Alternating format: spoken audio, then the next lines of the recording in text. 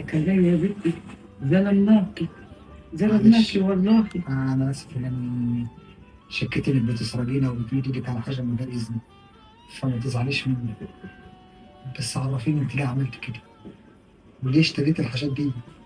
وما قلتليش ليه وأنا كنت اديتك فلوس؟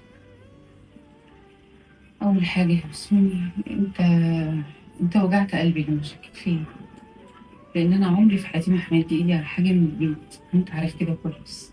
وكلمة سرقتيني دي، أنت طعنتني في قلبي يا بسوني، لأن أنا مستحيل مستحيل مستحيل أعمل حاجة من ورا. دي حاجة. تاني حاجة، أنا ظروف أمي على قدها، وأنت فاجئتني النهاردة إنك أنت عايز تروح أنت وحماتي.